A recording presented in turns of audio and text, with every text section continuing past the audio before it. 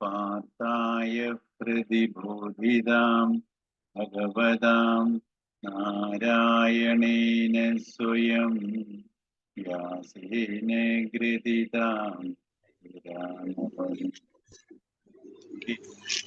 भारतम् अद्वैतामृतवर्षिणि भगवती अष्टादशाध्यायिनी तत्त्वामनुसन्धरामि भगवद्गीते भगवद्वेषिणि.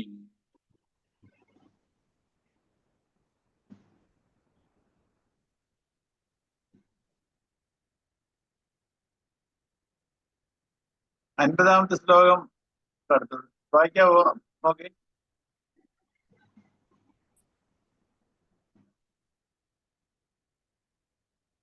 എത്രാമത്തെ ശ്ലോകമാണ് സാറേ? 50. കേൾക്കാമോ സാർ? കേൾക്കാം. 50. 50. ബുദ്ധിയുക്തോ യഥാതീഹ ഉഭേ സുഹൃത ദുഷ്കൃതേ തസ്മാദ്യോഗായ യുജ്യസ്വ യോഗകർമ്മസു കൗശലം. ബുദ്ധിയുക്തോ യഥാതീഹ.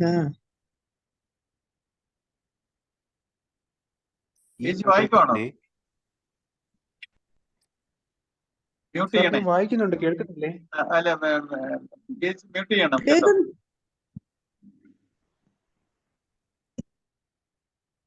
അപ്പൊ വായിക്കും. സമചിത്തത കൈവരിച്ച് യോഗി ഈ ജന്മത്തിൽ തന്നെ. അത് വായിച്ചായിരുന്നോ? ശ്ലോകം വായിച്ചായിരുന്നോ? കേട്ടില്ല.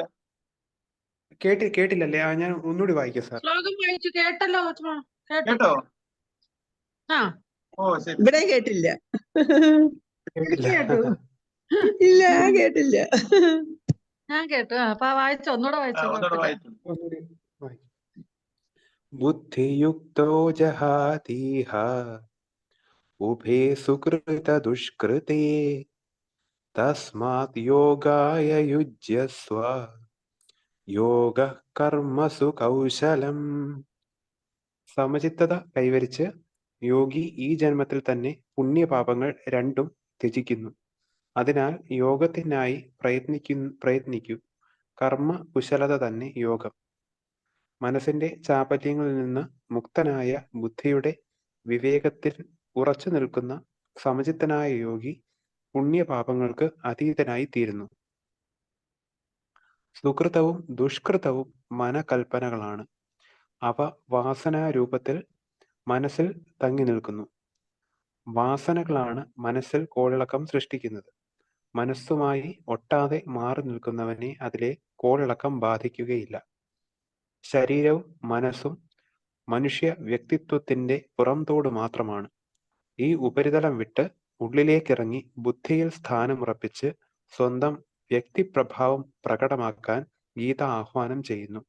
ജീവരാശികളുടെ കൂട്ടത്തിൽ പരമോന്നത സ്ഥാനം വിവേകബുദ്ധിയുള്ള മനുഷ്യനാണ്. ഇതര ജീവികൾക്കില്ലാത്ത ഈ വിശിഷ്ടോപകരണം വേണ്ട പോലെ ഉപയോഗിക്കാത്തവൻ മനുഷ്യ പദവിക്ക് അർഹനല്ലെന്ന് പറയണം. സ്ത്രൈണഭാവം വെടിഞ്ഞ് പൗരുഷം വീണ്ടെടുത്ത് സാഹചര്യങ്ങൾക്ക് അധീശനായി വർത്തിക്കാൻ അർജുനനെ കൃഷ്ണൻ ഉപദേശിച്ചു. ബുദ്ധിയുടെ നിലവാരത്തിലേക്ക് ഉയരാതെ ശാരീരികവും മാനസികവുമായ ബന്ധങ്ങളിൽ കുടുങ്ങി പോവുക കൊണ്ടാണ് വീരനായ അർജുനൻ ഭീരുവായി മാറിയത്. മനുഷ്യ ജന്മത്തിന്റെ മഹത്വം മറക്കാതെ കർത്തവ്യ കർമ്മങ്ങൾ നന്നായി നിർവഹിക്കുന്നവന് മാത്രമേ സഞ്ചിത വാസനകൾ മുഴുവൻ തീർത്ത് മുക്തനാവാൻ കഴിയൂ. അതിനാൽ യോഗത്തിന് തയ്യാറാവൂ. എന്താണ് യോഗം? മനസ്സിന്റെ സാമ്യാവസ്ഥയാണ് യോഗം. സമത്വം യോഗ ഉച്ചതേ എന്ന് മുമ്പ് പറഞ്ഞതിനെ പുതിയൊരു നിർവചനത്തിലൂടെ ഇവിടെ ഒന്നുകൂടി വിശദമാക്കുന്നു. കർമ്മ കുശലത തന്നെ യോഗം. യോഗ കർമ്മസു കൗശലം എന്ന്. ശരി. അടുത്ത അശ്വതിക്ക് വായിക്കാമോ? ബാക്കി ഒരു ശാസ്ത്രത്തിൽ വായിക്കാം സാർ. ഒരു ശാസ്ത്രത്തിൽ ഒരു പദത്തിന് ഒന്നിലധികം നിർവചനം നൽകുകയാണെങ്കിൽ അത് ആശയക്കുഴപ്പം ഉണ്ടാക്കില്ലേ? യോഗത്തിന് 2 നിർവചനം കൊടുത്തത് ശരിയാണോ? സൂക്ഷ്മമായി പരിശോധിച്ചാൽ ഈ 2 നിർവചനങ്ങളും പരസ്പര പൂരകങ്ങളാണെന്ന് കാണാം. ആദ്യത്തെ നിർവചനം കൂടി രണ്ടാമത്തേതിൽ ഉൾക്കൊള്ളിച്ചിരിക്കുന്നു. സമത്വം അഥവാ സമചിത്തത എന്നതുകൊണ്ട് ഉദ്ദേശിക്കുന്നത് ജാഡ്യവും നിഷ്ക്രിയവുമായ ഒരു നിശ്ചലാവസ്ഥയല്ല, മറിച്ച് അനുകൂലമോ പ്രതികൂലമോ ആയ എല്ലാ ജീവിത അനുഭവങ്ങളിലും മനസ്സിനെ ഒരേ നിലയിൽ നിർത്തി സമർത്ഥമായ നിലയിൽ കർത്തവ്യ കർമ്മങ്ങൾ നിർവഹിക്കാനുള്ള പാടവമാണ് എന്ന് യോഗ കർമ്മ സുകൗശലം സൂചിപ്പിക്കുന്നു. യോഗ കർമ്മ സുകൗശലം സൂചിപ്പിക്കുന്നു. ഇങ്ങനെ വിശകലനം ചെയ്യുമ്പോൾ ഗീതാചാര്യന്റെ ആശയം വ്യക്തമാവും. കർത്തവ്യ കർമ്മങ്ങൾ നിഷ്കാമമായി അനുഷ്ഠിക്കലാണ് കർമ്മയോഗം. അങ്ങനെ ചെയ്യുന്ന കർമ്മയോഗി താൻ മുമ്പ് ആർജിച്ചു പോയ വാസനകളിൽ നിന്ന്, സുഹൃത ദുഷ്കൃതങ്ങളിൽ നിന്ന് മുക്തനാകുന്നു. വാസനാ സമ്മർദ്ദം നീങ്ങുമ്പോൾ വിക്ഷേപങ്ങൾ അടങ്ങി മനസ്സ് ശാന്തമാകും, അന്ധകരണം ശുദ്ധമാവും. ധ്യാനാഭ്യാസത്തിനുള്ള അർഹത അങ്ങനെ സാധകൻ കൈവരിക്കുന്നു. ഈ നിലയ്ക്ക് നോക്കുമ്പോൾ എല്ലാ കർമ്മങ്ങളും യഥാവിധി അനുഷ്ഠിക്കുകയാണെങ്കിൽ ക്രമത്തിൽ സാധകന്റെ അന്ധകരണ ശുദ്ധിക്കും ധ്യാനനിഷ്ഠയ്ക്കും ആധ്യാത്മ സാക്ഷാത്കാരത്തിന് ഉപായങ്ങളാണെന്ന് കാണാം. ഭീതിജനകമായ യോഗ ശബ്ദത്തെ കാലോചിതമായി വ്യാഖ്യാനിച്ച് ജനകീയമാകുന്ന വ്യാസഭഗവാന്റെ ഉദ്യമത്തെ പ്രശംസിക്കുക തന്നെ വേണം. ഇവിടെ സമചിത്തത കൈവരിച്ച യോഗി ഈ ജന്മത്തിൽ തന്നെ പുണ്യഭാവവും രണ്ടും ത്യജിക്കുന്നു. അതിനാൽ യോഗത്തിനായി പ്രയത്നിക്കും. നമ്മൾ കഴിഞ്ഞ ലോകം പറഞ്ഞ ഇത് ഈ ഒരു ആശയം തന്നെയാണ്. നമ്മൾ നമ്മുടെ കർമ്മങ്ങളിൽ കർമ്മങ്ങൾ എന്ന് വെച്ചാൽ കർമ്മങ്ങൾ എവിടെ നിന്നുണ്ടാവുന്നത്? നമ്മുടെ വാസനയിൽ നിന്നാണ്. അപ്പൊ ഈ വാസനകൾ അനുസരിച്ച് കർമ്മം ചെയ്യുന്നതാണ് നമുക്ക് ദോഷമായിട്ട് വരുന്നത്. ഈ വാസനകളുള്ള കർമ്മം തന്നെ നമ്മൾ വിവേകത്തിൽ ചെയ്യുവാണെങ്കിലോ, ഇപ്പൊ നമ്മൾ അതാണ് ഈ പറയുന്നത്. ഈ നമ്മൾ സമചിത്തത കൈവരിക്കാൻ പറയുകയാണ്. സമചിത്തത കൈവരിക്കുന്നത് എങ്ങനെയാണ്? നമ്മൾ ഇതിന്റെ പുണ്യവും പാപവും, നമുക്ക് പുണ്യം ആർജിക്കണം, അല്ലെങ്കിൽ ഇത് ചെയ്ത പാപമാണ്. അപ്പൊ നമ്മൾ ഈ ഒരു അതൊരു ഫലമാണ്. ഫലാസക്തിയിലൂടെ നമ്മൾ വരുന്ന കർമ്മത്തിനെ അത് നമുക്ക് സ്വധർമ്മത്തിൽ ഓരോരുത്തർക്കും ഓരോ കർമ്മമുണ്ട്, വാസനാകർമ്മങ്ങളുണ്ട്. അതിനെ നിഷ്കാമമായിട്ട് ചെയ്യാൻ പറയുക. നിഷ്കാമമായിട്ട് ആ ഫലത്തിലോട്ട് എനിക്ക് ആസക്തിയില്ല. ഞാനൊരു കർമ്മം ചെയ്യുമ്പോൾ അതിന് ഫലം വരും, പക്ഷെ ആ ഫലത്തിലോട്ട് എനിക്ക് ആസക്തിയില്ല, അത്യാർത്ഥിയില്ല, ആകാംക്ഷയില്ല. ഇങ്ങനായി തീരുവോ? ഞാൻ ആ ഫ്യൂച്ചറിനെ കുറിച്ച് ഞാൻ ആലോചിക്കുന്നില്ല. ഞാൻ കർമ്മത്തിൽ ശ്രദ്ധിച്ചുകൊണ്ടേയിരിക്കുന്നു.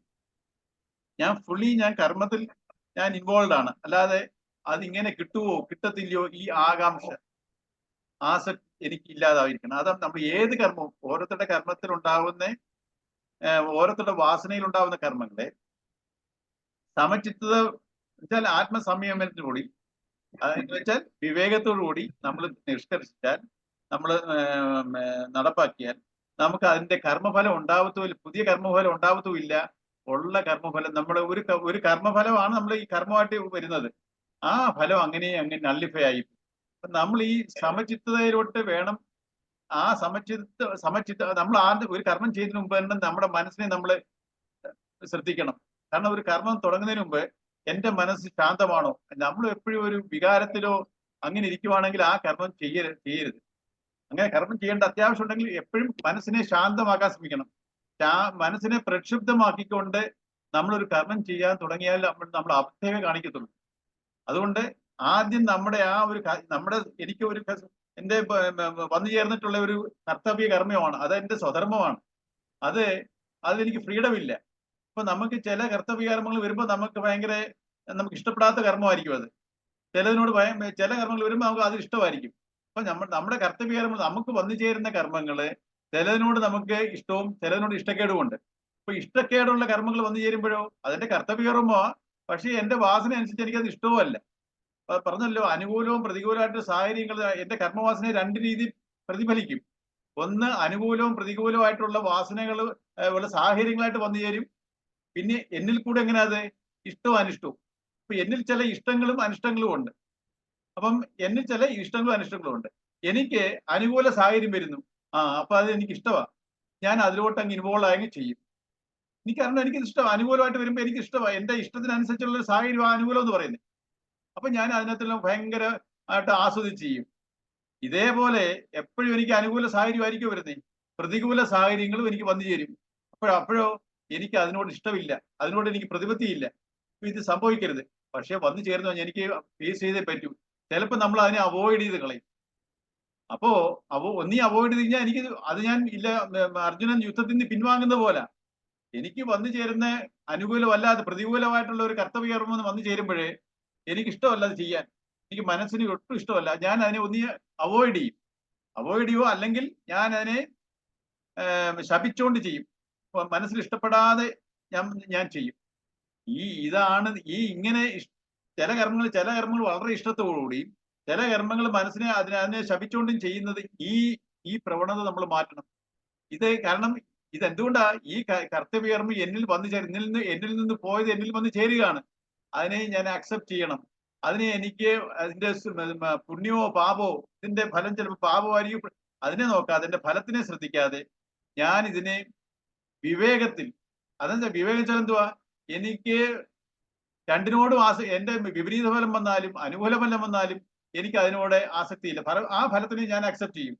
അല്ലാതെ എനിക്ക് ഇങ്ങനെ പ്രതികൂലമായിട്ടുള്ള റിസൾട്ട് ഉണ്ടാവരുത്. എനിക്ക് അതാണ് നമ്മുടെ ആസക്തി എന്ന് പറയുന്നത്. ആസക്തി ഇല്ലാതെ ഈ കർമ്മഫലത്തിനെ സ്വീകരിക്കാൻ നമ്മൾ തയ്യാറാവുമ്പോൾ ബാലൻസ്ഡ് മൈൻഡായിട്ട് നമ്മൾ അതിനെ ഫേസ് ചെയ്യാൻ പഠിക്കണം. അതിന് നമ്മൾ പരിശീലിക്കണം. പെട്ടെന്ന് ഉണ്ടാവത്തില്ല. നമ്മൾ ഓരോ കർമ്മങ്ങളും നമുക്ക് ഇഷ്ടമില്ലാത്ത ഒരു കർമ്മം വന്ന് ചേരുകയാണ്, ഞാൻ ചെയ്തേ പറ്റൂ, ഞാൻ അതിനെ അവോയ്ഡ് ചെയ്യരുത്. അതിനെയും ഞാൻ ഏത് കർമ്മം പറഞ്ഞാൽ എനിക്ക് മനസ്സിനെ എന്റെ വികാരത്തിലില്ലാതെ ഒരു ഇഷ്ടപ്പെടാത്ത ഒരു കർമ്മം വന്ന് ചേരുമ്പോഴേ എന്റെ മനസ്സിലെല്ലാം അസ്വസ്ഥ പൊങ്ങും. എനിക്ക് ഉള്ളിലെല്ലാം ദേഷ്യം പൊങ്ങും. ഈ മനസ്സിനെ നമ്മൾ കാം ചെയ്യണം. നമ്മളെ അതിനെ മാനേജ് ചെയ്യണം. ആ വികാരങ്ങളെ നമ്മൾ മാനേജ് ചെയ്ത് ഇത് എന്റെ ഉയർച്ചയ്ക്കാണ് ഇത്. അതാണ് പറഞ്ഞത്, ഈ മനുഷ്യൻ മാത്രമേ ഉള്ളൂ ഈ വിവേകം, വേറെ ഒരു ജീവികൾക്കും ഇല്ല. നമുക്ക് അങ്ങനെ ഒരു വിശേഷപ്പെട്ട ഒരു കഴിവ് തന്നിരിക്കുക ദൈവം. നമ്മൾ അതിനെ ഇവിടെ പ്രകടിപ്പിക്കണം, നമ്മൾ ഇവിടെ അതിനെ യൂട്ടിലൈസ് ചെയ്യണം. ആ വിവേകത്തിൽ മനുഷ്യന് മാത്രമേ ഉള്ളൂ. എനിക്ക് വികാരത്തിൽ ഒരു കർമ്മം വന്നു ചേരുമ്പോഴേ എനിക്ക് വികാരത്തിലും ചെയ്യാം, വിവേകത്തിലും ചെയ്യാം. വികാരത്തിൽ ചെയ്യാന്ന് പറഞ്ഞ എന്തുവാ, ഒരു പ്രതികൂല സാഹചര്യത്തിലുള്ള ഒരു കർമ്മം വന്നു ചേരുക, എനിക്ക് എന്തുവാ ഞാൻ വികാരത്തിൽ ചെയ്യുന്നേ, മനസ്സോടെ ഇഷ്ടമില്ലാതെ, ഉള്ളിൽ ഇഷ്ടമില്ല പക്ഷെ വെളിയിൽ ഞാൻ ചെയ്യുന്നുണ്ട്. അതുകൊണ്ട് എനിക്ക് തന്നെ ദോഷമാണ് വരുന്നത്, മറ്റുള്ളവർക്കല്ല. എനിക്കൊരു ഇഷ്ടപ്പെടാത്ത ഒരു വ്യക്തിക്ക് ഞാനൊരു ഒരു കടമ ചെയ്യേണ്ടി വരുക, ഒരു കർത്തവ്യം ചെയ്യേണ്ടി വരുക. എനിക്ക് അയാളോട് ഇഷ്ടമില്ലാത്തതുകൊണ്ട് ഇങ്ങനെയൊക്കെ ചെയ്താൽ മതി. നമുക്ക് മനസ്സിൽ അയാളുടെ ദേഷ്യമാണെങ്കിൽ അതിനനുസരിച്ചുള്ള രീതിയിലായിരിക്കും നമ്മൾ കർമ്മങ്ങൾ ചെയ്യുന്നത്. അത് എന്നെ തന്നെ ബാധിക്കും. എനിക്ക് ഇഷ്ടമുള്ളത് ഞാൻ അയാളോട് ചെയ്യുവാണെന്നാ വിചാരിക്കുന്നത്. ഇത് എന്നിലോട്ട് തന്നെ പ്രതിഫലിക്കുന്നത്. ഇത് നമ്മൾ മനസ്സിലാക്കണം. നമ്മൾ എന്ത് ചെയ്യുന്നോ അത് നമ്മൾ തിരിച്ചു വരും. അപ്പൊ നമ്മൾ എപ്പോഴും സന്തോഷത്തോടുകൂടി, നമുക്ക് ഇഷ്ടമില്ലാത്ത ആയപ്പോലും നമ്മൾ സന്തോഷം ഉണ്ടാക്കണം. എന്താ വെച്ചാല് ഇത് എന്നെ തന്നെ തിരിച്ചു വരും. നാളെ എനിക്കിത് ദുരിതമായിട്ട് വരും. ഞാൻ ഇവരോടൊക്കെ മനസ്സോടെ ഒരു കർത്തവ്യകർമ്മം ചെയ്താൽ, അങ്ങേർക്ക് എന്നിലൊരു ഇഷ്ടമില്ലാത്ത ഒരു കർമ്മം ഞാൻ വെളിയിലോട്ട് കൊടുത്താൽ വേറൊരാളിൽ നിന്നും ഇഷ്ടമില്ലാത്ത ഒരു കർമ്മം എന്നിലോട്ട് വരും. അതുകൊണ്ട് നമ്മുടെ സേഫ്റ്റിക്ക് വേണ്ടി, നമ്മുടെ നന്മയ്ക്ക് വേണ്ടി നമ്മൾ ഈ വരുന്ന അനുകൂലമായാലും പ്രതികൂലമായാലും, അനുകൂലത്തിൽ നമ്മൾ പ്രത്യേകിച്ച് ഒന്നും പറയണ്ട, നമുക്ക് ഇഷ്ടമായിട്ട് ചെയ്യും. പ്രതികൂലമായിട്ടുള്ള കർത്തവ്യകർമ്മങ്ങൾ വന്നു തരുമ്പോഴോ നമ്മൾ അതിനെ ശപിക്കാതെ നമ്മൾ പക്ഷെ ഫുൾ ഹാർട്ടോടെ നമ്മുടെ നന്മയ്ക്ക് വേണ്ടിയാണ് എനിക്കിത് ഒരു ഓപ്പർച്യൂണിറ്റിയാണ്, എനിക്കിതൊരു അവസരമാണ്, എന്നെ ഉയർത്താനുള്ള ഒരു അവസരമായിട്ട് നമ്മൾ അതിനെ കാണണം. അല്ലാതെ എനിക്കിത് വന്നു ചേർന്നല്ലോ എന്ന് ഞാൻ മനസ്സാ ശപിക്കാതെ നമ്മൾ ഈ വന്നതിനെ എനിക്ക് വന്ന ഒരു ഓപ്പർച്യൂണിറ്റിയാ, എന്നെ ഉയർത്താൻ പറ്റിയ ഒരു ഓപ്പർച്യൂണിറ്റി എനിക്ക് വന്നു ചേർന്നിരിക്കുക, ഒരു അവസരം വന്നിരിക്കുക. ആ രീതിയിൽ നമ്മളെ കണ്ട് അങ്ങനെ മൈൻഡിനെ ബാലൻസ് ചെയ്യാൻ പറ്റും. നമ്മൾ ഓരോ പർട്ടിക്കുലർ സാഹചര്യത്തിൽ നമ്മൾ അതിനെക്കുറിച്ച് ചിന്തിക്കണം. ചിന്തിച്ചില്ലെങ്കിൽ വാസന എന്നെ പിടിച്ചോണ്ട് വലിച്ചോണ്ട് പോകും. ഇങ്ങനെ വേണ്ട, വാസന എന്നെ ബലാത്കാരമായിട്ട് പിടിച്ചോണ്ട് പോകും, എന്റെ ഈഗോയും. നമ്മൾ അതിന് അടിപ്പെടാതെ മനസ്സിനെ സ്റ്റെബിലൈസ് ചെയ്യാൻ നമ്മൾ ഓരോ ചെറിയ കാര്യത്തിൽ നമ്മൾ പരിശീലിക്കണം. ഇതാണ് നമ്മുടെ പ്രയത്നം. അല്ലാതെ ശരീരം കൊണ്ട് ചെയ്യുന്നതല്ല പ്രയത്നം. മനസ്സുകൊണ്ട് നമ്മൾ ഇതിനെ ഇങ്ങനെ ചെറിയ കാര്യങ്ങളിൽ ഇങ്ങനെ ചെയ്യുമ്പോഴാണ് എനിക്കത് എന്റെ ശീലമായിട്ട് മാറും. അത് ഓരോ ചെറിയ കാര്യങ്ങൾ നമ്മൾ വലിയ കാര്യങ്ങൾ ശരി, ഇതൊക്കെ നിസ്സാര കാര്യം, ഇതൊന്നും ശ്രദ്ധിക്കണ്ട. ഓരോ ചെറിയ കാര്യങ്ങളിലും ഈ ഒരു പ്രിൻസിപ്പിൾ നമ്മൾ നോക്കുവാണെങ്കിൽ നമ്മൾ പതുക്കെ ഉയരാൻ, നമുക്ക് പതുക്കെ നമ്മുടെ മനോഭാവം മാറാൻ തുടങ്ങും. ഈ ഒരു സംഗതിയാണ്. ഇതിനകത്ത് പറയുന്നുണ്ട്, ത്രൈണഭാവം വെടിഞ്ഞ് പൗരുഷം വീണ്ടെടുത്ത് സാഗരന്റെ അധീശനായി വർത്തിക്കാൻ കൃഷ്ണൻ അർജുനെ ഉപദേശിക്കുന്നു. നമ്മൾ എന്തോ ത്രൈണഭാവം, ഈ സ്ത്രീ പുരുഷൻ എന്നുള്ള ആർക്കായാലും, ഈ പുരുഷന്മാർക്കായാലും വീക്ക്നെസ്, ആ സ്ത്രീ എന്ന് പറയുന്ന ഒരു വീക്ക്നെസ് ആയിട്ട്, ഒരു ദൗർബല്യമായിട്ടാണ്. പക്ഷെ എല്ലാ സ്ത്രീകളും അങ്ങനെയാണോ? ഇപ്പൊ പൗരുഷം എന്ന് വെച്ചാൽ ആർജവത്വം, മറ്റേത് ദൗർബല്യം. ഇത് സ്ത്രീ പുരുഷ പുരുഷ ഗുണമെന്നും സ്ത്രീ ഗുണമെന്നും ആർജവത്തിനെ പുരുഷ ഗുണമെന്നും ദൗർബല്യത്തിനെ സ്ത്രീ ഗുണമെന്നും പറയും. ഇത് ആണ് പെണ്ണെന്നുള്ള വ്യത്യാസമല്ല അതിനകത്ത് പറയുന്നത്. അപ്പൊ ഈ ത്രൈണ ഗുണമുള്ള ആണുങ്ങളുണ്ട്, പുരുഷ ഗുണമുള്ള പെണ്ണുങ്ങളുണ്ട്. നമ്മൾ ഈ ആർജവത്വം കാണിക്കണം. ആ ആർജവത്വം അത് ആണുങ്ങൾക്കും പെണ്ണുങ്ങൾക്കും ആർജവത്വം കാണിക്കണം.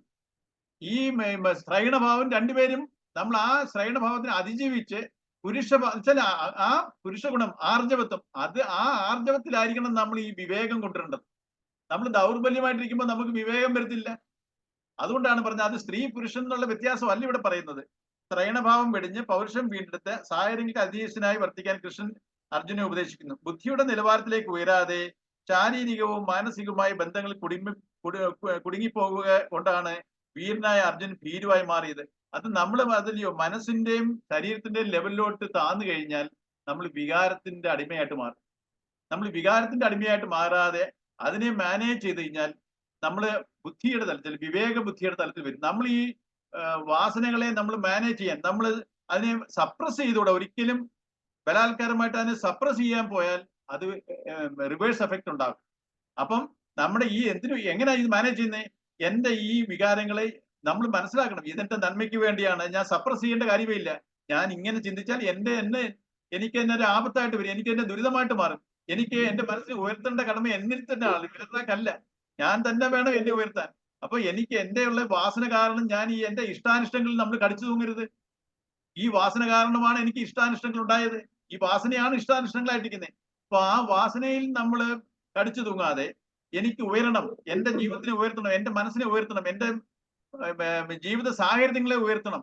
അതിന് എനിക്ക് സ്വസ്ഥതയും സമാധാനവും വരണമെന്നുണ്ടെങ്കിൽ ഞാൻ ഈ വിവേകത്തിലോട്ട് വരണം. വിവേകത്തിൽ വരണമെന്നുണ്ടെങ്കിലോ എന്റെ വികാര വിക്ഷേപങ്ങളെ ഞാൻ മാനേജ് ചെയ്യാൻ പഠിക്കും. എനിക്ക് വേണ്ടി, എന്റെ നന്മയ്ക്ക് വേണ്ടി ഞാൻ അതിനെ സപ്രസ് ചെയ്യാതെ ഇതൊക്കെ എനിക്ക് ദോഷം ചെയ്യുന്നതാണ്, എനിക്ക് നന്മ വരണമെന്നുണ്ടെങ്കിൽ ഞാൻ ഈ വികാരത്തിൽ മാറി ചെയ്താലേ ഒക്കത്തുള്ളൂ. അപ്പൊ നമ്മുടെ മനസ്സ് ശാന്തമാകാൻ തുടങ്ങും. നമ്മൾ ഈ രീതിയിൽ ആ സമയത്തൊക്കെ ചിന്തിക്കാൻ ശ്രമിക്കണം. തീർച്ചയായിട്ടും ആദ്യത്തെ പ്രാവശ്യം ഒക്കത്തില്ല, എപ്പോഴും ട്രൈ ചെയ്തുകൊണ്ടേ ഇരിക്കണം. അപ്പൊ നിങ്ങളൊരു കരാട്ടെ കിട്ടെന്ന് പറഞ്ഞിട്ട് സിനിമ ഉണ്ടായിരുന്നു, കണ്ടിട്ടുണ്ടോ എന്ന് അറിയത്തില്ല. കരാട്ടെ കിട്ടെന്ന് പറഞ്ഞിട്ട് അതിനകത്തൊരു കൊച്ചുകുട്ടിയെ ജാക്കി ചാൻ ഷർട്ട് എടുത്തിട്ട് ഇങ്ങനെ അവനൊരു ഉണങ്ങിയിരിക്കുന്ന ഒരു പയ്യനാ. അവൻ പിന്നെ കരാട്ടെ ചാമ്പ്യൻ ആവുന്ന ഒരു പ്രമേയമാണ് അത്. കൊച്ചിന്റെ അവന് ഒരു ഷർട്ട് എടുത്ത് ഇങ്ങനെ ഇട്, അങ്ങോട്ട് ഇട്. ആ കൊച്ചു പയ്യൻ ദേഷ്യവാ. അങ്ങനെ ആ ഓരോ ആക്ഷനിൽ കൂടെ അവന്റെ ബോഡിയിലെ ആ ഒരു ആക്ഷൻസ് അതിനെ പുഷ്ടിപ്പെടുത്തി കൊണ്ടുവരുക. ആ പയ്യനൊന്നും അറിയത്തില്ല എന്തിനാ ഇങ്ങനെ ചെയ്യുന്നതെന്നുള്ള. പക്ഷെ അവസാനം ആ കരാട്ടെ ചാമ്പ്യൻ ആവും ആ പയ്യൻ. എന്ന് പറയുന്ന പോലെ നമുക്ക് ഓരോ ചെറിയ കാര്യം നമ്മൾ വിചാരിക്കരുത് വലിയ വലിയ കാര്യങ്ങളിലാണ് ഇതൊക്കെ ഈ പരിവർത്തനം വരേണ്ടതെന്ന്. ഓരോ ചെറിയ കാര്യങ്ങളും നമ്മൾ ഈ പ്രിൻസിപ്പിൾ അപ്ലൈ ചെയ്ത് നമ്മൾ ഈ പഠിക്കുന്നതൊക്കെ എപ്പോഴും ചിന്ത വേണം. അല്ലാതെ നമ്മൾ ഈ സമയത്ത് ഇത് ബുക്ക് വായിച്ചു, ഇത് മനസ്സിലായി, ഓക്കെ, പിന്നെ ഞാനുമായിട്ട് ബന്ധമില്ലാത്ത പോലെ ഇരുന്നാൽ നമ്മളില്ല അമ്പലത്തിൽ പോയിട്ട് വരുന്ന പോലെ ഇരിക്കും. നമ്മൾ അമ്പലത്തിൽ പോയി തൊഴുതിട്ട് വീട്ടിൽ വന്നു കഴിഞ്ഞാലോ പഴയ നമ്മളായി കഴിഞ്ഞു. നമ്മൾ പിന്നെ നമ്മുടെ വാസനയില്ല. ദൈവത്തിനോട് പോയി കാര്യങ്ങളെല്ലാം പറഞ്ഞു, പിന്നെ ദൈവം നോക്കും. ദൈവമല്ല നോക്കേണ്ടത്, നമ്മൾ തന്നെയാണ്. ഇത് നമ്മളെ ഉയർത്തേണ്ട കടമ നമുക്ക് തന്നെ അല്ല. ഒരു ദൈവത്തിനും നമുക്ക് സഹായിക്കാൻ പറ്റത്തില്ല. നമ്മൾ തന്നെ. ഇതിനകത്ത് ഒരു ശ്ലോകമുണ്ട്, നമ്മുടെ ശത്രു നമ്മൾ തന്നെ, നമ്മുടെ ബന്ധുവും നമ്മൾ തന്നെ. എന്നിലുള്ള ഒരു ശത്രുവുണ്ട്, അതിനെ ഞാൻ വിജയിക്കണമെന്നുണ്ടെങ്കിൽ ഞാൻ വിവേകത്തിലോട്ടിരിക്കണം. എന്റെ ശത്രു ആരാ? എന്റെ വാസനയിൽ അധിഷ്ഠിതമായ വികാരങ്ങളാ. വികാരത്തിൽ ഞാൻ ചെയ്തു കൂട്ടിക്കഴിഞ്ഞാൽ എനിക്ക് നാശമേ വരുത്തുള്ളൂ. അതെന്റെ ശത്രുവാ. എന്റെ മനസ്സ് തന്നെ ഒരു ശത്രു ഭാവത്തിലുമുണ്ട്, ഒരു മിത്രഭാവത്തിലുമുണ്ട്. മിത്രഭാവത്തിലിരിക്കുന്ന ഈ വിവേകമാണ്. ഈ വാസനകളെ കുറിച്ചാണ് ഇത് പറയുന്നത്. കഴിഞ്ഞ ശ്ലോകത്തിൽ ഇത് യോഗം എന്ന് പറഞ്ഞു. അതിനെന്ത് പറഞ്ഞു? കഴിഞ്ഞ യോഗത്തിൽ പറഞ്ഞത് അതിനെ വേറൊരു രീതിയിൽ പറഞ്ഞിരിക്കുന്നു. സമത്വം യോഗ ഉച്ചത. ഇവിടെ പറഞ്ഞു യോഗ കർമ്മസു കൗശലം. ഇത് രണ്ടും ഒരേ. നമ്മള് ടാക്ട്ഫുൾ ആയിട്ട് ചെയ്യുക നമ്മുടെ കർമ്മങ്ങളെ, അതാണ് കൗശലമായിട്ട് ചെയ്യുക. അതാണ് നമ്മുടെ ഈ വികാരത്തിൽ നിന്ന് മാറി വിവേകത്തിലോട്ട്, സമചിത്തതയിലോട്ട് വരിക. ഈ ഒരു ആസ്പെക്ട് നമ്മൾ ശീലിക്കണം. അതൊരു വളരെ പരമാർത്ഥമായി നമ്മൾ അതുകൊണ്ടാണ് ഈ ഇമ്പോർട്ടന്റ് ആയിട്ടുള്ള ശ്ലോകങ്ങളൊക്കെ റിപ്പീറ്റ് ചെയ്ത് വരും. ഒരേ ഇത് തന്നെ പല രീതിയിൽ പറയുകയാണ്. അതുകൊണ്ട് നമുക്ക് നമ്മൾ ഈ വാസനയില്, നമ്മുടെ കർമ്മഫലത്തില് നമ്മൾ ആസക്തി ഉണ്ടായിക്കൂടാ. ആ ആസക്തി ഉണ്ടാകുമ്പോഴാണ് നമുക്ക് പ്രശ്നം. ആസക്തി ഇല്ലാതെ ചെയ്തേക്ക് നമുക്ക് സമചിത്തത കൈവരിക്കാം. ഇത് ഏത് വന്നാലും ഞാൻ അക്സെപ്റ്റ് ചെയ്യും. നമ്മളൊരു കർമ്മം ചെയ്യുന്നു, വാസന കർമ്മം ചെയ്യുന്നു, അതിന് ചിലപ്പോൾ നല്ലത് വരാം, അല്ലെങ്കിൽ അത് വിജയം വരിക്കാൻ, ചിലപ്പോൾ പരാജയപ്പെടാം. എങ്ങനെ ആയാലും എനിക്ക് പ്രശ്നമില്ല, ഞാൻ അതിനെ അക്സെപ്റ്റ് ചെയ്യുന്നുള്ള ഒരു മെന്റാലിറ്റി നമ്മൾ ക്രിയേറ്റ് ചെയ്യണം. ഇതാണ് ഈ ഒരു ശ്ലോകത്തിന് എനിക്ക് പറയാനുള്ളത്. വേറെ ആരെങ്കിലും എന്തെങ്കിലും ഇത് വായിച്ചിട്ട് എന്തെങ്കിലും വേറെ എന്തെങ്കിലും തോന്നിയിട്ടുണ്ടോ? എന്തെങ്കിലും ഷെയർ ചെയ്യാനുണ്ടോ? പറയൂ സാറേ. നമുക്കൊരു ഡിസിഷൻ എടുക്കേണ്ട ഒരു സിറ്റുവേഷൻ വരിക, ഒരു ക്രിട്ടിക്കൽ ഡിസിഷൻ എടുക്കേണ്ട ഒരു സിറ്റുവേഷൻ വരിക. അപ്പോൾ നമ്മുടെ മുമ്പ് 2 പാതകളുണ്ട്. ഒന്ന് നമ്മുടെ കർത്തവ്യം നിർവഹിക്കുക എന്നുള്ളത്, ഒന്ന് ഒഴിഞ്ഞു മാറി പോവുക, അല്ലാതെ ചെയ്യാതിരിക്കുക എന്നുള്ളത്. നമുക്ക് ഇഷ്ടമല്ല, നമ്മുടെ വാസനയ്ക്ക് അനുസൃതം അല്ലാത്തതുകൊണ്ട് നമുക്ക് ഇഷ്ടമല്ല, അതുകൊണ്ട് നമ്മൾ ഒഴിഞ്ഞു മാറി പോവുക. ഇത് രണ്ട് വഴികളായിട്ട് സങ്കല്പിച്ചാൽ നമുക്ക് ലക്ഷ്യസ്ഥാനത്തെത്താം. ഈ 2 വഴിയിലൂടെ ലക്ഷ്യസ്ഥാനത്തെത്താം. ആദ്യത്തെ വഴി സ്മൂത്ത് ആയിട്ടുള്ള വഴിയാണ്. ആ വഴി എന്ന് വെച്ച് കഴിഞ്ഞാൽ നമ്മുടെ നമ്മൾ കർത്തവ്യം നിർവഹിക്കുന്നില്ല, നമ്മളതിനെ ഒഴിവാക്കി പോകും. നമുക്ക് താൽക്കാലികമായിട്ട് ഒരു ഡൗട്ട്, 2 വഴി കൂടെ അല്ലല്ല. ലക്ഷ്യസ്ഥാനത്ത് ഉദ്ദേശം എന്തുവാ? ലക്ഷ്യസ്ഥാനം എന്ന് വെച്ചാൽ എന്തുവാ? ലക്ഷ്യസ്ഥാനം ഞാനൊരു ഒരു എക്സാമ്പിൾ പറഞ്ഞതാണ്. ഞാൻ ഇത് അക്യുറേറ്റ് ആണോ സാർ പറഞ്ഞാൽ മതി. എനിക്കിത് ഇനി ഈ കോൺസെപ്റ്റ് വരുമ്പോൾ എനിക്കിത് ഹെൽപ്ഫുൾ ആവും. അത് ഞാൻ ഈ പറയുന്ന അക്യുറേറ്റ് ആവുകയാണോ, അത് ഇതിലെന്തെങ്കിലും തെറ്റുകൾ ഉണ്ടോ എന്ന് സാറൊന്ന് കറക്റ്റ് ചെയ്ത് തന്നാൽ. ഞാൻ മുഴുവൻ പറയുകയാണ് സാറേ. ഇപ്പൊ 2 വഴികളുണ്ട്. ആ കർത്തവ്യം നിർവഹിക്കുക എന്നുള്ള വഴി, അത് കല്ലും മുള്ളും നിറഞ്ഞ വഴിയാണ്. ആ വഴിയെ 10 കിലോമീറ്റർ പോയാൽ ഞാൻ ലക്ഷ്യസ്ഥാനത്തെന്നല്ല, എനിക്ക് ആ ലക്ഷ്യസ്ഥാനത്തെത്താം. ലക്ഷ്യസ്ഥാനം അതൊരു ജസ്റ്റ് ഒരു ഇപ്പൊ എന്താ, അങ്ങനെ ഞാൻ മോക്ഷമൊന്നുമല്ല ഉദ്ദേശിക്കുന്നത്. ലക്ഷ്യസ്ഥാനം എന്ന് പറയുമ്പോൾ ഇത്രേ ഉള്ളൂ. ആ കർമ്മം ഞാൻ നിർവഹിച്ച കർമ്മം മൂലമുള്ള പാടുകൾ അവിടെ അവശേഷിക്കുന്നില്ല. അതെന്റെ കാർമിക് ഇതിലോട്ട് പോകുന്നില്ല. അത് മാത്രമേ ഉള്ളൂ അവിടെ ഞാൻ ലക്ഷ്യമായിട്ട് കാണുന്നത്. അപ്പൊ ആ 2 വഴിയുണ്ട്. ഒന്ന് സ്മൂത്ത് ആയിട്ടുള്ള വഴി, ആ വഴി 10,000 കിലോമീറ്റർ സഞ്ചരിച്ചാലേ ഞാൻ ലക്ഷ്യസ്ഥാനത്ത് എത്തത്തുള്ളൂ. മറ്റേ കല്ലും മുള്ളും നിറഞ്ഞ വഴിയിൽ ഞാൻ 10 കിലോമീറ്റർ സഞ്ചരിച്ചാൽ മതി. അപ്പൊ ഈ 10 കിലോമീറ്റർ ആദ്യം ഈ വഴി കല്ലും മുള്ളും നിറഞ്ഞതായതുകൊണ്ട് ആദ്യം തന്നെ ഇതിനെ അവോയ്ഡ് ചെയ്ത് മറ്റേ സ്മൂത്ത് ആയിട്ടുള്ള വഴിയിലൂടെ പോകാൻ ഒരു ടെൻഡൻസി ഉണ്ടാകുന്നു. പക്ഷെ ആ സ്മൂത്ത് ആയിട്ടുള്ള വഴിയിൽ എത്ര ചെന്നാലും ഞാൻ ആ ലക്ഷ്യത്തിൽ എത്തുന്നില്ല. കാരണം ആ സ്മൂത്ത് ആയിട്ടുള്ള വഴി തിരഞ്ഞെടുക്കുന്നതിലൂടെ, അതായത് നമ്മുടെ കർത്തവ്യം ചെയ്യാതിരിക്കുക വഴി കൂടുതൽ വാസനകൾ കൂടുതൽ ദൃഢമാക്കപ്പെട്ടു. അപ്പൊ അതിന്റെ വീണ്ടും വഴി തിരിഞ്ഞ് ഞാൻ ലക്ഷ്യത്തിൽ നിന്ന്, അല്ലെങ്കിൽ അതെന്റെ ആ ഒരു ലക്ഷ്യം, ഞാൻ മോക്ഷമൊന്നുമല്ല ഉദ്ദേശിച്ചത്, കൂടുതൽ ഞാൻ വഴി ചുറ്റിത്തിരിയാൻ ഇടയാവും. ഇതൊരു നല്ല എക്സാമ്പിൾ ആണോ സാറേ? എനിക്ക് മനസ്സിൽ തോന്നിയത് ഇത് കേട്ടപ്പോ.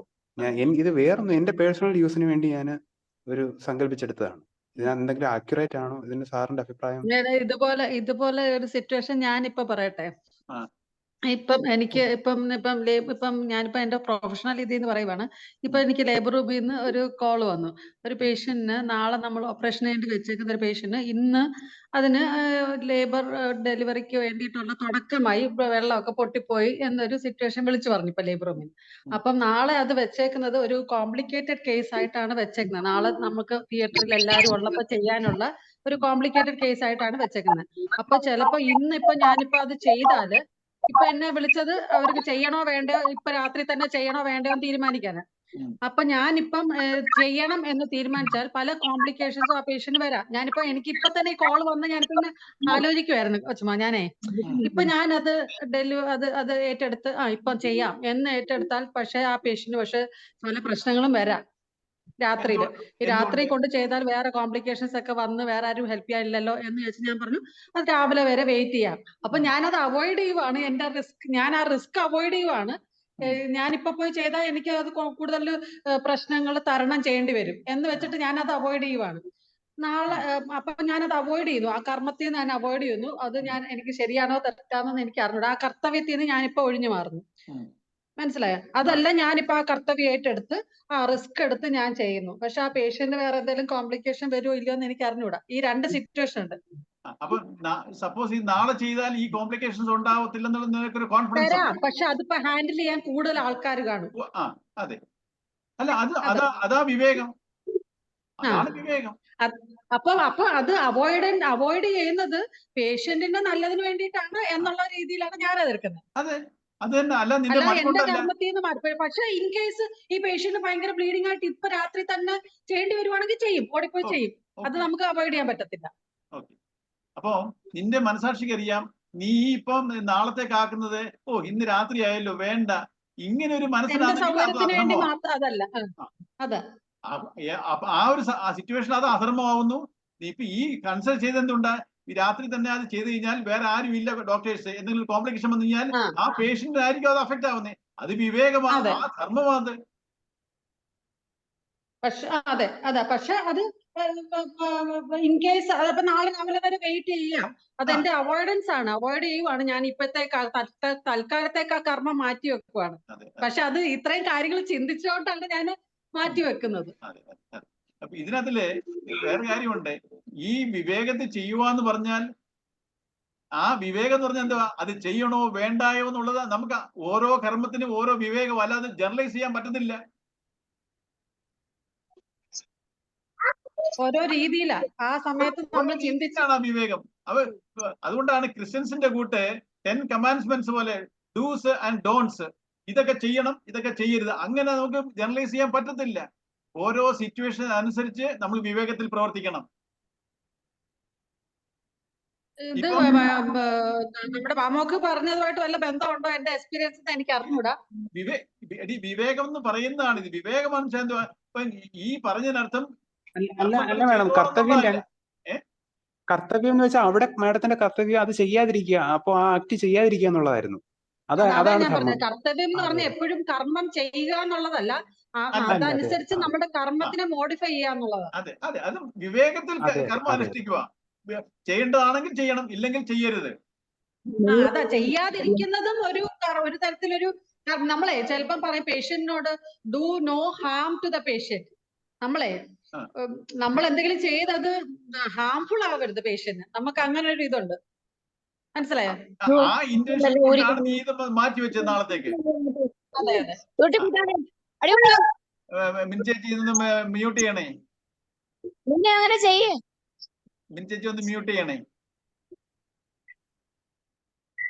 അപ്പോഴേ ഒരു കാര്യമുണ്ട്, ഇപ്പൊ നീ ഇതുപോലെ പറഞ്ഞ സിറ്റുവേഷൻസിലെ ഇപ്പൊ നീ ഇങ്ങനെ വിചാരിച്ചു, ചില ഡോക്ടേഴ്സ് ഇങ്ങനെ വിചാരിക്കുമല്ലോ, രാത്രി നാളത്തേക്കാക്ക്, എനിക്ക് പോകാൻ മടിയാ അല്ലെങ്കിൽ രാത്രിയാ.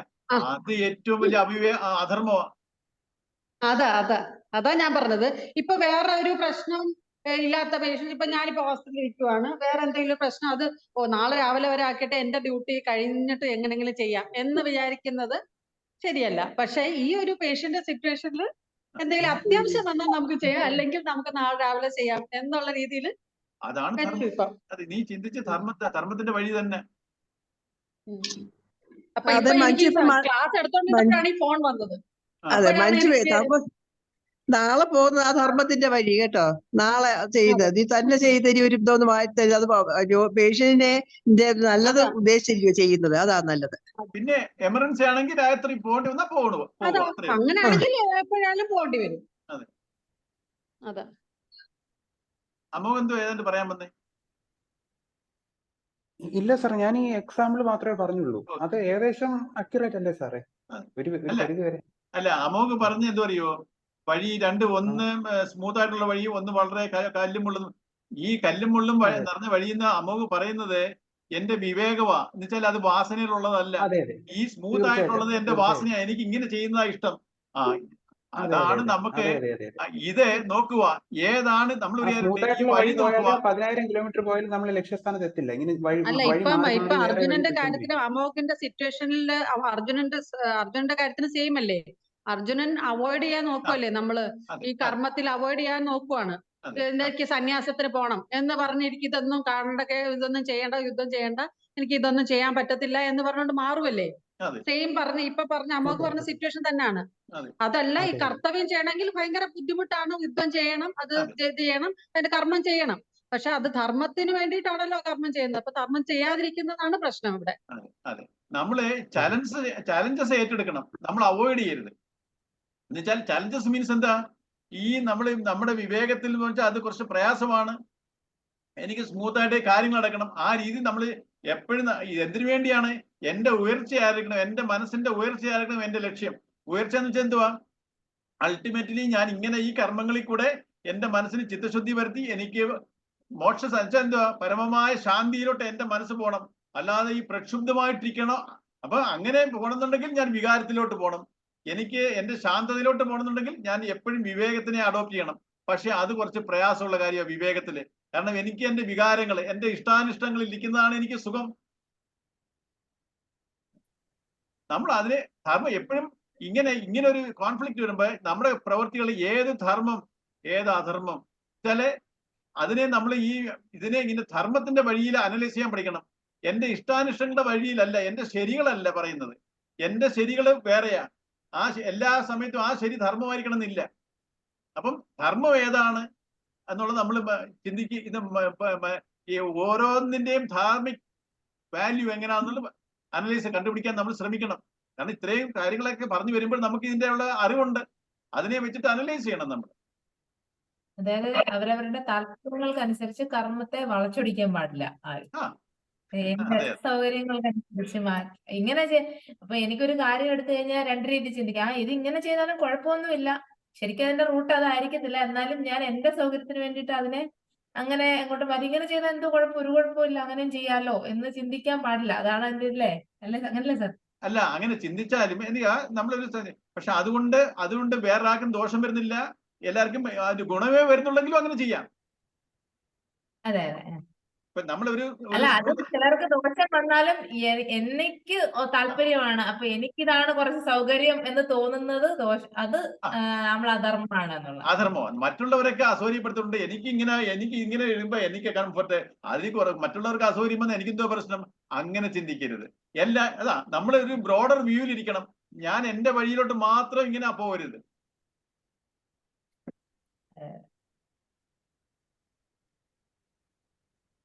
അശ്വതിക്ക് കേട്ടായിരുന്നോ പറയുന്നത്? ആ ഒരു ഇതേ ഉള്ളൂ. നമ്മുടെ എപ്പോഴും നമ്മൾ ഈ നാരോ ആയിട്ട് ഇല്ലാതെ ഇത് കംഫർട്ടബിൾ ആയിട്ട് വന്നെങ്കിലും, പക്ഷെ ഞാൻ ഈ കംഫർട്ട് രീതി ചെയ്യുമ്പോഴേ മറ്റൊരാൾ അഫക്റ്റ് ആകത്തില്ല എന്നുള്ളത് ബോധ്യം കൂടെ നമുക്കുണ്ടെങ്കിൽ നമുക്ക് അങ്ങനെ ചെയ്യാം.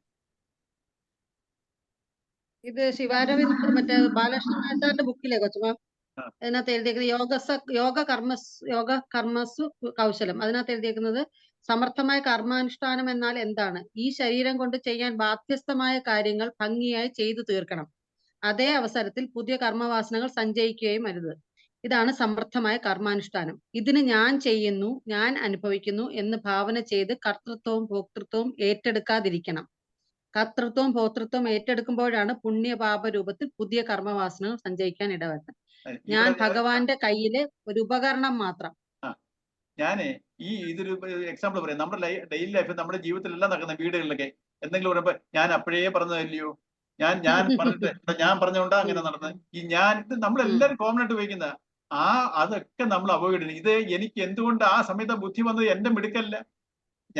നമ്മൾ പറഞ്ഞിട്ടായിരിക്കും അത് ശരിയായത്, പക്ഷേ എനിക്ക് അപ്പൊ സ്ട്രൈക്കായി. അല്ല, അത് എന്റെ മിടുക്കല്ല, എന്നിലുള്ള ഒരു ചൈതന്യമേ എന്നിൽ കൂടെ പ്രവർത്തിച്ചതാ. അത് ഞാൻ കയറി ഏറ്റെടുക്കേണ്ട കാര്യമില്ല. കണ്ടോ, ഞാൻ പറഞ്ഞ പോലെ കണ്ടോ എല്ലാം നമ്മളിങ്ങനെ പറയും. ഞാനെന്നുള്ളതിന്റെ ആധിക്യത്തിലോട്ട് പോകാതെ എപ്പോഴും വ്യവഹരിക്കാൻ ഒരു ഞാൻ വേണം. ഞാൻ നാളെ പോവാ, ഞാൻ നാളെ ലീവ് എടുക്കാൻ പോവാ, പക്ഷേ ഞാനാണ് പറഞ്ഞത്, ഇത് ഞാൻ കാരണമാണ്. ഇങ്ങനെ ഒരു മനോഭാവം, അഭിമാനം അങ്ങോട്ട് ഏറ്റെടുക്കാൻ പോകുന്നത് വളരെ തെറ്റാ. നമ്മൾ അതിനെ ഇതൊക്കെ ഈ ചൈതന്യത്തിന് ഇതൊക്കെ ഭഗവാൻ ഇതിൽ ഈ പ്രസൻസിലായി ഭഗവാന്റെ കയ്യിലെ ഒരു ഉപകരണം മാത്രം. ഭഗവാൻ ഈ ഉപകരണത്തെ കൊണ്ട് എന്തൊക്കെയോ ചെയ്യിക്കുന്നു എന്നിങ്ങനെ നിരന്തരമായ ഈശ്വര ബുദ്ധി പുലർത്തുന്നയാൾ കർത്തൃത്വമോ ഭോക്തൃത്വമോ ഏറ്റെടുക്കുന്നില്ല. ജഡശരീരത്തിന്റെ ചലനങ്ങളാണ് കർമ്മങ്ങൾ. നിത്യമുക്തനായ ആത്മാവിനെ കർമ്മം ഒന്നും സ്പർശിക്കുകയില്ല എന്ന വസ്തുതത്വം നിരന്തരം സ്മരിച്ചുകൊണ്ട് കർമ്മമാർഗത്തിൽ ചരിച്ചാലും കർത്തൃത്വവും ഭോക്തൃത്വവും ഏറ്റെടുക്കേണ്ടി വരികയില്ല. ഇങ്ങനെ ഏറ്റെടുത്ത ഈ രീതി ചിന്തിച്ചാല് എന്റെ വാസനകൾ കുറഞ്ഞു വരികയും ചെയ്യും, പുതിയ വാസനകൾ ഉണ്ടാവത്തുമില്ല. എന്റെ മനസ്സിന്റെ തല ഉയർന്നുകൊണ്ടേയിരിക്കും. പുതിയ വാസനകൾ ഉണ്ടാകുന്നില്ല, ഉള്ള വാസനകൾ വാനിഷ് ആയിക്കൊണ്ടിരിക്കും. ഇതാണ് ഇങ്ങനെ ഈ രീതിയിൽ നമ്മളെ ചിന്തിച്ച് പ്രവർത്തിച്ചാൽ. ഈ മഹാഭാരതത്തിലെ വ്യാസനും ഭീഷ്മ പിതാമഹനും വിദുരർ തുടങ്ങിയവർ ഈ രീതിയിൽ കർമ്മം ചെയ്തവരാണ് എന്നാണ് പറയുന്നത്. പക്ഷെ അവരൊക്കെ അങ്ങനെ ചെയ്തിട്ടുണ്ടെങ്കിലും ഈ അധർമ്മത്തിന്റെ ഭാഗത്ത് നിന്നതാണ് അധർമ്മത്തിന്റെ സമയത്ത്. അതെ അതെ, അവരൊക്കെ നല്ല മനുഷ്യര് തന്നെ, പക്ഷെ അവർ അധർമ്മത്തിന്റെ ഭാഗത്ത് നിന്നു. കർണൻ നല്ല വ്യക്തിയാ, പക്ഷെ അധർമ്മത്തിന്റെ ഭാഗത്ത് അതെന്തുവാ? അതാ അഹന്താമം. ഭീഷ്മർക്കാണെങ്കിൽ ഞാൻ കൊടുത്ത വാക്ക്, ഞാൻ ആ സിംഹാസനത്തെ കാത്തു രക്ഷിക്കും. ആ സിംഹാസനത്തിൽ ആരിരുന്ന് അധർമ്മം ചെയ്താലും അങ്ങനെ ഉണ്ടാവരുന്നില്ല. ധർമ്മത്തിന് വേണ്ടിയായിരിക്കണം കാത്തു രക്ഷിക്കേണ്ടിയിരുന്നത്. അല്ലാതെ ഞാൻ കൊടുത്ത വാക്കിന് മുഖ്യത്വം കൊടുത്തു ഭീഷ്മർ. അതുപോലെ കർണൻ എന്റെ അഭിമാനത്തെ രക്ഷിച്ച് അതിനു വേണ്ടി ഞാൻ എന്തും ചെയ്യും. അവൻ എന്തോ ചെയ്താലും എനിക്ക് കുഴപ്പമില്ല. ധർമ്മം ചെയ്താൽ എന്താ, അധർമ്മം ചെയ്താൽ എനിക്ക് പ്രശ്നമില്ല. അധർമ്മം ചെയ്താൽ എനിക്ക് പ്രശ്നമില്ല. ഒരിക്കലും നമ്മൾ ധർമ്മത്തിനായിരിക്കണം വാല്യൂ കൊടുക്കേണ്ടത്. അതുകൊണ്ടാണ് അവർക്ക് ആ നാശം വരാൻ കാരണം. പക്ഷെ അവരെല്ലാം റിയലൈസ് ചെയ്ത് അവർ മോക്ഷം കിട്ടിയത്. അതെ അതെ. ഇന്നിവിടെ നമുക്ക് നിർത്താം. തിങ്കളാഴ്ച തൊട്ട് നമുക്ക് ഉച്ചയ്ക്ക് 3 തൊട്ട് 3:30 വരെ ആയിരിക്കും. കാരണം ഞാൻ അങ്ങോട്ട് വെളിയിലോട്ട് പോകുന്നുണ്ട്. അവിടുത്തെ സമയമായിട്ട് വ്യത്യാസപ്പെടുന്നതുകൊണ്ട് അവിടെ രാത്രി 8:30 തൊട്ട് 9 മണി വരെ ആയിരിക്കും. 5.5 മണിക്കൂർ വ്യത്യാസം ഉണ്ടായതുകൊണ്ട് 3 മണി തൊട്ട് 3:30 വരെ എല്ലാവർക്കും സൗകര്യം ഉണ്ടാവത്തില്ലേ ഉച്ചയ്ക്ക് ശേഷം? 3 തൊട്ട് 3:30 വേണോ, 3:30 വേണോ, 2:30 തൊട്ട് 3 വേണോ? 3 മുതൽ 3:30 വരെ. അശ്വതിക്ക് എങ്ങനെ? 2:30 to 3 ആയാൽ നല്ലതായിരുന്നു. കുഴപ്പമില്ല സാറേ, അത് അരമണിക്കൂർ കടയിലേ ഉള്ളു. എങ്ങനെയായാലും കുഴപ്പമില്ല. അന്റിക്ക് എങ്ങനെ? മഞ്ജുഷക്ക് എങ്ങനെ? രണ്ടും ഒരുപോലെ ഉള്ളൂ. രണ്ട് സമയം ഒരുപോലെ ഉള്ളൂ. രണ്ട് സമയം ഓഫീസിലായിരിക്കും അല്ലേ? എനിക്ക് കുഴപ്പമില്ല. 3 മണിയാകുമ്പോഴത്തേക്കും ഇവിടെ വരുമായിരിക്കും. കുഴപ്പമില്ല. ഹോസ്പിറ്റലിൽ നിന്ന് വരും.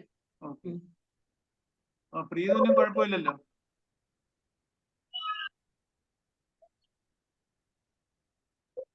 ഇല്ല സാർ, എനിക്ക് ഏത് സമയത്തും ഓക്കെയാ.